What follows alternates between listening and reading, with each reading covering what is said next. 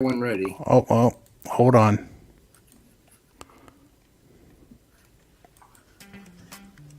You're listening to Football, Philosophy, and Rocket Science, a Cleveland Browns podcast, a show where a philosopher and a rocket scientist try to make sense of the Cleveland Browns. The Football, Philosophy, and Rocket Science podcast is a part of the Fanatical Elves Podcast Network, a part of the Fans First Sports Network. Here are your hosts, Elliot, Kennel, and Joel Cade. Hi, and welcome to Football, Philosophy, and Rocket Scientist. He is the left guard, Dr. Joel Cade, philosophy professor at the left guard. I'm the Village Elliot at TH Village Elliot. Together, we hope to offer unique perspectives on the hardest game in the universe, NFL football, and the strangest team to ever attempt to play it, the Cleveland Browns. We do not claim to be the best analysts, and we do not claim to represent the best team in football by any means, but we are absolutely unique. Joel really is a PhD in philosophy, and I really am a former Air Force specialist in space power and propulsion at beautiful Wright-Patterson Air Force Base in Ohio, home of the deadliest fighting force in the world. Hoorah, I think. Yeah, absolutely. Today, we're going to talk about the unique martial arts mentality used by the Cleveland Browns under the leadership of offensive line coach and head martial arts guru, Bill Callahan. We'll also talk about whether the Browns are going to overhaul their entire offensive line concept to suit the skills of Deshaun Watson, and we're going to say a few words about the NFL draft. But first, we would like to respond to communications received from our amazing fans. Joel and I sent out thousands of notices about the show, and darned if we didn't get some responses from fans, including some famous ones. Joel, let me start with the first one. The first one we got is from Johnny F. Football from College Station, Texas. And he writes, "Hey, Joel and Elliot. Thanks for the invite. Good luck with your new show. But no way would I ever appear on a show with two amateur clowns like you guys. But if you ever need insurance, look me up. Best regards, JFF." Gee, who does he think he is? That doesn't sound really very enthusiastic, does it? I think this guy is a clown. Probably dresses up and goes to Vegas on the weekends so he doesn't get recognized. Can't show his face in public. Well, do you got another one that maybe is a little bit more positive? We do have another one. We have one from Elon from Boca Chica, Texas, and he writes, "Dear Joel and Elliot, good luck on the launch of your new program. Only answer me this. Why does the Cleveland Browns constantly give draft picks to the Houston Texans, and both teams are still so bad? Doesn't game theory predict this is impossible?" Well, that is a very interesting question. You would think that with all the draft picks that the Browns are giving the Texans, that they should be able to at least, they should get like Mel Kiper's draft guide and pick some decent draft picks. And I think actually, I believe that the Houston Texans will start to improve probably in 1 or 2 years, even if they draft badly in other areas.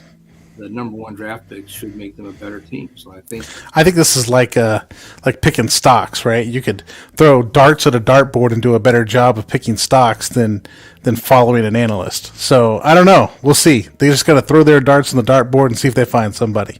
I think it's hard to mess up the first round, although I'll give them the opportunity, man. Don't speak too early. The Cleveland Browns actually did mess up consistently in the first round for about, 7 years in a row. It was pretty amazing. And that 2014 draft takes the cake. Oh my goodness. That was. Well, in case you guys aren't aware of the 2014 draft, this is the infamous Johnny Manziel draft and the Justin Gilbert draft. I do believe we got Joel Bitonio in that draft. I could be wrong, but I do believe Joel Bitonio did come out of that draft. But the year before that, I'm not sure. He may have been. I don't know. 2014 just seems like an unmitigated disaster to me, but that one was. That's out there. Drugs, that was the problem. But the talent level, I think, was actually pretty high. So from a talent perspective, I think it was okay. It was just the chemical dependency issues that I had trouble with. But okay, let's move on. Let's talk about offensive line in particular. I would like to talk about some of the experiences that I had along with the other fans that attended the summer camp that the Browns opened to the public last summer. And if you did, you saw Bill Callahan and his assistants, including Joe Thomas, who acts as an assistant coach during the summer when he's not doing his broadcast duties. And you saw the assistant coaches acting like martial arts instructors. So they actually put on pads, protective pads like boxing gloves, only they're more like the type. So you're saying they were kung fu fighting? Yes, that's exactly what they do. Were they fast as lightning? Pretty much. They were faster than you or me. Let's put that, faster than me. Maybe it was a little bit frightening. Yeah. I know you studied martial arts quite a bit. I also practice martial arts. I wouldn't call myself a good martial artist, but I at least learned a lot about it while I was getting beat up by people that were better than me. But they would line up, and Joe Thomas would come by and just whack, whack, whack, whack, whack, actually with an open palm. Mm-hmm. And they would teach different ways to strike. They had different names for it, and they would shout out numbers which corresponded to different points on the opponent's body. And they really did teach something that to me looked a lot like Wing Chun Kung Fu, for those who are familiar with different flavors of Kung Fu. So, Elliot, let me ask you a question. Yes. What Kung Fu did you study?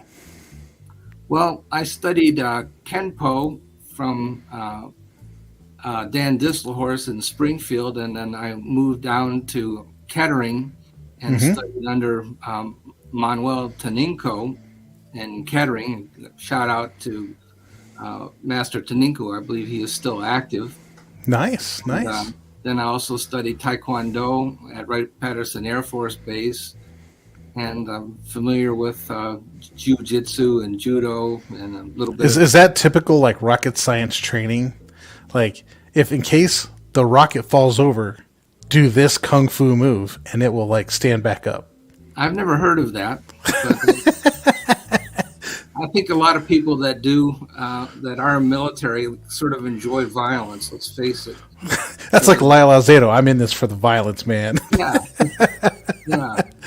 So, a lot of us do that sort of thing. So I had a chance of studying Lai Tung Pai Kung Fu, which is a kind of hybrid of Northern and Southern Shaolin Kung Fu. So Northern Kung Fu being like open field, very focused on power, big steps, large strikes. Southern style Kung Fu originated more in the cities of the southern China, so you would have to fight in an alley, so it was like fighting in a phone booth. Wing Chun comes out of that southern style of Kung Fu, so it does make sense because offensive linemen tend to fight in a phone booth, so to speak. It's about hand placement and hand fighting. So I could see the philosophies of Southern Kung Fu saying, hey, let's strike it in the appropriate area, cripple the opponent, and therefore we don't have to get into this long, drawn-out, fight in an open field, which there weren't any at the time. So I could see that happening. But more to your thing, what else did you kind of see them doing in this camp?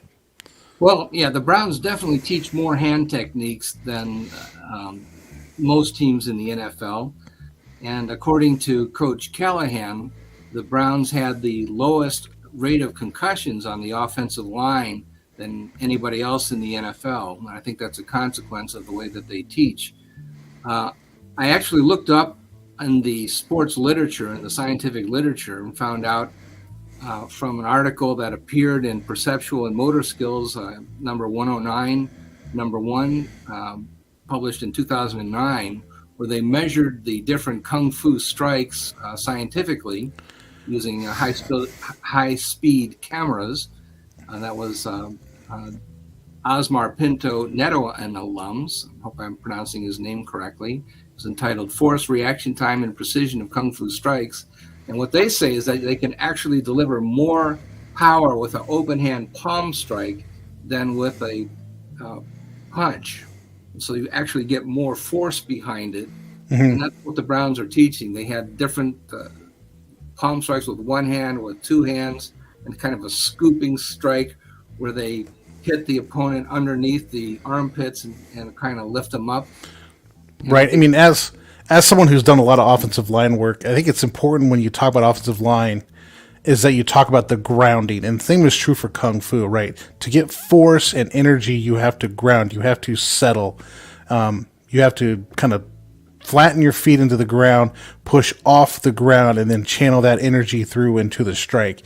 That would be super effective. I mean, I played football for years, coached football for years, and when I started doing Lai Tung Pai Kung Fu, my first thought was, this is like offensive line play. You set up in a pass set, and the first thing you want to do is start hand fighting. Now, the history of offensive line play is kind of weird because, back the 50s, 60s, 70s, and in some part of the 80s, the way you blocked were these like arm shivers. Like you kick your elbow and you try to put your forearm into somebody and drive them like you're pushing a big block or something, like down the street. That's not what offensive line play is anymore. It's more of you have these bigger, faster, more athletic defensive linemen who can grab you anywhere, try to throw you to get to a quarterback, or swim past you or rip past you to get to a quarterback. So as an offensive lineman, unless you can get the jump on them with the snap count, you're always playing in a kind of reactionary mode. So unless you've got the angle, you're playing, how do I keep them from getting their hand on me, and how do I effectively strike them to get them into a position where they can't attack my quarterback or the running back. So a Kung Fu move like a palm strike is perfect because you're hitting with the bottom of your palm there. You're striking, you're grounding, you're using your energy and your force to upset the balance. So that's what's called heavy hands in football. Yeah. Well, I like that for, even at the high school level, because you're teaching players to play football in a way that avoids head injuries. And I think that's very important. So that's my message, I guess, for high school football coaches out there. I tell you, it's not new, though. When I was in the early 90s in high school, we had a coach that was teaching us the very beginnings of hand fighting. And we were light years ahead. I mean, I played at Piqua High School, and we were light years ahead of the people we played against. And we'd play some team, and they'd come out with these forearm shivers. It was easy. You just slap it down, slap them to the side, and you're off to go. You're off the races. Most of them weren't even on balance. They're coming down with their head down. They're off balance. You could just sidestep them and throw them and be on your way. But when you start thinking about hand strikes, now you start thinking about your balance, the opponent's balance. How do you ground? How do you get an effective strike? And that's going to save you in your head because you're not thinking, I'm just going to use blunt force or drive. It's more of, how do I effectively attack with a hand strike or an arm strike to gain leverage? It's a different way of thinking. Yeah. Now, speaking of a different way of thinking, what does this imply for the wide zone, or the future of the wide zone, now that the Browns are going to have a full year with Deshaun Watson? So I am of the opinion that the Browns brought in Deshaun Watson because he is a franchise quarterback, right? He is one of the top 5, 7, 10 quarterbacks in the NFL, presuming that he can get back into Deshaun Watson form. But when you bring a guy in like that and you pay him that much money, they are your offense. It's not the running back. It's not the wide receiver. The quarterback is your offense. And the teams that succeed consistently, Cincinnati, Kansas City, Buffalo, those are your AFC teams, right? They have great quarterback play. So the Browns going to have great quarterback play, and those teams run their offenses through their quarterbacks. So the Browns have this wide zone running offense. I'm not sure that's compatible. What do you think, Elliot? Well, there's not going to be a run-first offense this year, not in 2023. And some people may call me a hypocrite because I was saying we need to have a run-first offense, we the Browns, that is, in the past 2 or 3 years. But the reason is because we did not have Deshaun Watson. What we did have was two running backs in Kareem Hunt and Nick Chubb that were capable of having lots of carries. But this season, there is no Kareem Hunt. Now, if you want to have a run-first offense this season, let's think about what that really means. There's going to be roughly, in a 17-game season, there's going to be something like 1,100 offensive plays. And if you want to have 50% of those be carries, okay, so that's going to be 550 run plays. Now, do you want to have Nick Chubb actually run 550 times? Let's say he makes... Not if you want him to play next season. 6 yards per carry. So we're going to have Nick Chubb, and we want Nick to run for 3,300 yards this season. Plus, we want him to probably catch the ball a few times. Let's say we're going to get 500 yards out of him receiving, make me happy, and we want 3,800 yards total offense out of Nick this year. Is that our plan? Is that how we're going to have a run-first offense with just Nick Chubb? I don't think that makes any sense. I think we better have a plan that's going to make extensive use of passing this year, and we're really going to have a problem if there is no Kareem Hunt to counterbalance Nick. We're going to have a problem of overworking Nick Chubb. Even if we have a pass-happy offense, Nick Chubb is going to have plenty of carries, and run-first offense with one running back makes no sense. Yeah, just ask the Tennessee Titans. See how that's going for them. Yeah, the Tennessee Titans are mutants, but the Derrick Henry. Well, I mean, I would just say Derrick Henry's on the trade block. They're trying to move him. Yeah, but for 2 years or so, they really did have an amazing number of carries with Derrick Henry. He had more. And they wore him out. I want to say this, that Nick Chubb had more yards per carry than Derrick Henry. Derrick Henry usually had more yards than Nick, but he also had a lot more carries. A lot more carries. 4.5 yards per carry, and a whole bunch more carries, and therefore had more yards. But Nick Chubb had phenomenal yards per carry and not that many carries because he was sharing the load with Kareem Hunt, and rightly so. I think that's what you really want to have. More than one talented player in the backfield, and hopefully have some passing yards to go along, or receiving yards to go along with the rushing yards. I believe that was the correct plan, and the Browns executed it very well. Let's think of executing that. I mean, when I think of like the wide zone offense, I remember what Kyle Shanahan said when he was here with Mike Pettin, right? And they didn't have a quarterback. They had I can't think, Brian Hoyer out there. And then they had some other people from the 2014 draft. And they came out and said, you can minimize the effect of the quarterback on the game by running the wide zone offense. So the offense was designed to run the football because you didn't have a quarterback that could actually run it. So by run it, I mean like you didn't have a quarterback that could throw the ball all over the yard. So they devised a system in which you got players at the point of attack so you could effectively run the football against 6, 7, 8, 9 player boxes because you had to, because your quarterback was bad. I don't think the Browns are at that spot anymore. At least theoretically they shouldn't be for how much money they've paid. They should have a quarterback that can throw the football. So when we ask wide zone no more, I mean, I don't think wide zone is going to be the prominent position here because it doesn't need to be. You need to have your quarterback throwing the ball and winning by throwing the ball. And if you need to run some wide zone, great, but it is not going to be wide zone, play action off wide zone, rollouts off wide zone. It's not going to be the offense runs through the wide zone. The offense is now going to run through the quarterback's arm. Yes, absolutely. Let me just throw some numbers out at you. Nick Chubb is a great runner, and when he runs, he makes 5.5 yards per carry. In the second half, he makes over 6 yards per carry. But a good passing attack is going to make 7, maybe 8 yards per pass attempt. So it's a better investment to throw in today's NFL, and even if you don't make a completion, the penalties tend to favor the offense. Pass interference is ridiculous. Usually, you're not going to get intercepted. The interception rate used to be very high in the NFL.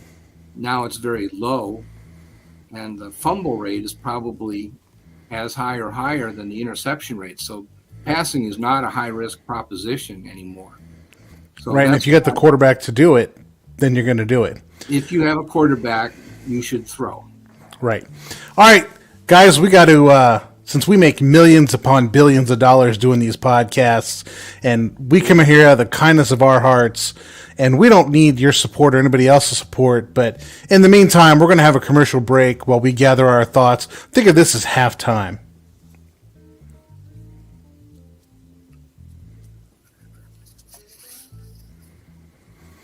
And we're back.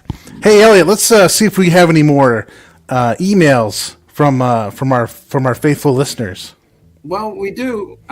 Here's one. This is actually from outside the country. This is pretty cool. Ooh, international listening. Yeah, here's one from Plato from Athens, Greece. And he writes, Dear Joel and Elliot, a dog, when he sees a stranger, is angry. When he sees an acquaintance, he welcomes him. One is the known and the other is the unknown. Thus, the dog is a lover of knowledge and is a true philosopher. So then, too, the dog pound are the truest lovers of knowledge. They intensely love those who are known among them and are intensely angered by those who intrude on their turf from the outside. The dog pound, then, consists of true philosophers. Hey, that's really pretty cool. You know, if they're true philosophers, then the Browns have to be the philosopher rulers. I would say so. That's absolutely true. You know, so philosopher corner for a second here. Plato, not necessarily this guy, because this guy is like alive and the real Plato is dead, but Plato the philosopher wrote this book called The Republic, where he said the people who don't want to rule, namely the philosophers, because they're interested in knowledge and have no time for petty politics, those are the people who should actually be the rulers. And so the philosophers should be the rulers. And so if the dog pounder are considered the true philosophers, then the Browns must be the philosopher rulers of the NFL. Yeah, I was going to ask you about that because I thought that Plato was one of those old guys rather than a modern philosopher. But still, that's really very impressive. So dog pound, you guys are philosophers, and we've got proof. So that's really pretty amazing. Let's see. I've got another one here. This is Donald from Mar-a-Lago, Florida, and he writes, "Hey guys, congratulations on your new show. This is going to be really huge, unless it's not, in which case, so sorry to hear about your latest disaster. Better luck next time. You should have listened to me." Oh, that guy's humble. Well, yeah, it's kind of no faith in us, man. Come on. Well, he does have faith in us, but he also doesn't. So it's kind of contradictory. Have you heard from this guy, Donald? I mean, he's saying we should have listened to him. I mean, what advice has he offered us? Well, he's basically giving us both sides. So he's got to be right. He's just hedging his bets, I guess. But that sounds about right. Okay, well, let's see. You got any more, Joel? I got one here from Giselle B. from Miami, Florida. And she writes, "Hello, boys. So cool to learn about the podcast. And yes, I do need a new NFL team to root for. The Patriots and the Buccaneers are so last year's news. It is more fashionable to root for the underdog. Go Browns. And Elliot, you are so cute." Oh, well, thank you, Giselle. Sounds like you have an admirer there, Elliot. Oh, that's really pretty cool. Unfortunately, I am already married, but nevertheless, it's always nice to have an admirer. So, yeah, and given that this is our first show, that's a heck of a listener right there. So, yeah, absolutely. Well, I am famous, so rocket science, man. So, yeah. All right, on to our next topic here. So, Elliot, is there in this draft a franchise quarterback? And I say this, I first should probably ask, what does it mean to be a franchise quarterback? Well, that's another one of those questions that it depends on who you ask. If you ask somebody that's technically oriented like me, I would probably answer it in this way. I want to have a number to measure it by. I would say that a franchise quarterback is somebody that is going to be at least top 10 and have a 10-year career. So you can measure it any way you want. For somebody that's top 10 statistically, for somebody that would be in the top 10 of the, let's say, the power rankings of the handicappers in the gambling community, and stay there pretty consistently for a 10-year career. That would be kind of a franchise quarterback. Well, to answer that question, you're going to need like the magic crystal ball here or something to see what goes on. I mean, you're going to have to avoid injuries. You're going to have to be accurate, consistently accurate, take care of your body. There's a lot that goes on then to being a franchise quarterback. Well, of course, you have to make your projections. And on that basis, somebody like Andrew Luck was somebody that really did grade out, and you could predict that, well, I think he probably will wind up being that good. And it turned out that his career was shorter than people expected, but he did have some very good years. Peyton Manning turned out to be that good. He had one of the highest impacts on the point spread of anybody. I think his was like 12 points between him and Curtis Painter as his backup, and it was partly because Manning was that good, and Curtis Painter, unfortunately, had a very negative impact when he went into the lineup. But on the other hand, Ryan Leaf was taken in the same draft, and he was the opposite. So they're not always correct, but it's a probabilistic thing. You pays your money and you takes your chances.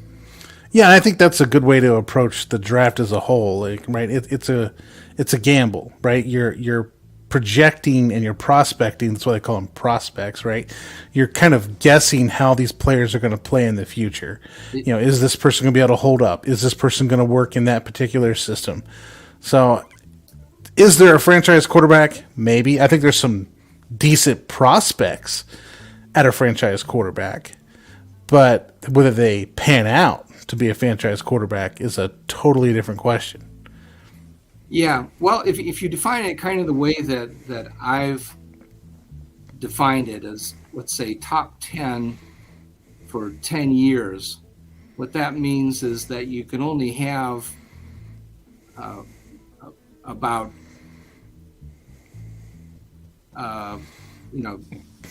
just a few quarterbacks per year can be that good. Roughly, about one. You're going to have about one guy is going to be that good. Mm-hmm. And I mean, there are whole drafts where they have all these quarterback classes and none of the quarterbacks are any good. Yeah, entire drafts. But you're usually going to have about 5 guys that are drafted in the first round, and they can't all be right top 10 for 10 years in a row. That doesn't make any sense. Just right. do the math. You can't, if that were true, then you'd have 10 times 5 would be 50 top 10 quarterbacks. You can't have. How could there be 50 top 10 quarterbacks? It seems to me like if you're not picking the top 3 or 4, you're not getting a guy that's going to make a long-term impact on your franchise. Well, I mean, there's exceptions. There are exceptions. There's Tom Brady. There's Russell Wilson. There's Lamar Jackson. But by and large, most of the high-impact quarterbacks come from top 5 picks. Well, you can't really generalize quite like that because you do know that there's also going to be outliers that you have to plan for. You mentioned Brady, Dak Prescott, guys like that. But what it says is that you're not going to be rewarded most of the time when you're drafting these first round guys and you're placing expectations that this guy's going to be a franchise quarterback. There's just not that many. So the strategy is flawed. The NFL teams cannot possibly be all correct. Right. They must be wrong more often than they're right. And they are. And they are, but they do it. And I think the Panthers are going to be wrong in this draft, and they're going to do it anyway. Well, that's what I think. If you listen, okay, now I've talked from the standpoint of somebody that understands math and can multiply, add, subtract. A lot of the NFL general managers cannot do that, and sports writers are even worse. They talk about, this quarterback has some kind of mystique, and he has some way that he can lead men, and he can bond with the football, and he can just really rise above. It's like Baker Mayfield coming out and yelling "yee-hee" or something, and everybody just follows. He's the Pied Piper of Oklahoma football. Isn't that what Hugh Jackson called him? The Pied Piper of Oklahoma football? I don't remember that, but yeah, that's. Oh yeah, that was the thing. Yeah, well, yeah. So how many points is that going to allow him to score? But Bryce Young is a very good example of that. We talk about somebody that is a franchise quarterback as being a 5-tool player, and he's got size, and he's got speed, and he's got accuracy, and he's got stats, and he's got experience, and he started for 4 years at a Power 5 school, and he did this and he did that. But Bryce Young is going to play in the NFL. We understand that. But he's not going to get any bigger. He's not going to get any taller. He's not all that fast. And he has obvious deficiencies that would make me think that he's not going to be top 10 for 10 years. He's not going to be that franchise quarterback. He is not going to push the Las Vegas line, or I'm not supposed to say Las Vegas, but the gambling line, the betting line. He's not going to push it by 6 points for 10 years in a row. I think if football could be played like 7-on-7 flag football, even if it was 7-on-7 in pads, right? Bryce Young would be the NFL quarterback because when he is left alone, can get his mechanics right, relax, deliver a perfect ball. Yes. The problem for Bryce Young is that he plays in the NFL where the 400-pound guy lined up in front of you is faster, bigger, stronger than you are. And when you're weighing 190 pounds at 5'10", and you cannot run people, and they're wanting to rip your head off, because, if you play a team like the Steelers, they're literally going to try to rip your head off. I just, there's problems coming, man. I mean, we're not going to have to get into whole Bryce Young and all this stuff, but if you watch tape and you watch film, there's some real issues that I think you need to have some plans for. But as go ahead. Yeah, I was going to say you can play quarterback in the NFL, but you're going to have to move the pocket sideways to get outside of the lineman. You can't just throw the ball through the lineman or over them. You can't make up that height differential, so you have to move outside, either roll out right or roll out left, and get away from them and then throw. And that changes the way that you play the position when you're short. And the most effective way to be a quarterback is to sit in the pocket and throw the football. Yeah. And that's the most effective way to be a quarterback. And I think Bryce Young, once read 1 and read 2 are gone, his mechanics in the pocket start falling apart. Like, he starts bouncing, which he's not grounded. He starts bouncing. He likes to jump and throw the ball. He's got some real bad habits that you're going to have to correct, or you're going to have to say every single pass play is going to have 2 options. You look to A, and then you look to B. And if A and B aren't there, you need to run for your life. You're going to, as a minimum, you're going to lose a few seconds of pocket time because you have to move on every play. It's just going to be a different way to play quarterback. Yes, it can be done. No, I don't believe that you're going to move the point spread consistently throughout your career at that level. I just don't believe. I think Stroud has a chance to do it, but again, he's going to have to learn to run, and I think Northwestern and Michigan kind of showed that he's going to have to learn how to run the football. He likes to stand in the pocket or escape the pocket and still look to throw, to the point where like he's throwing bad passes when he could have just ran 10 yards and he got a first down. He's trying to hit that 30-yard down the field, hanging onto the ball. So he's going to have to learn to get rid of the ball. But Elliot, moving on here, what are your final thoughts here? We still have another letter, I think. And anything you want to say as we wrap up? Well, I do have one more letter that I'd like to read. It's kind of an important one. Joe D. from Washington writes, "Thank you for informing me of your new podcast. Hopefully you will encourage your viewership to use solar electricity for the video equipment used to view your show in order to slow global warming. By the way, if your show fails, and it probably will, blame Congress, not my office, okay?" Well, okay. Wow.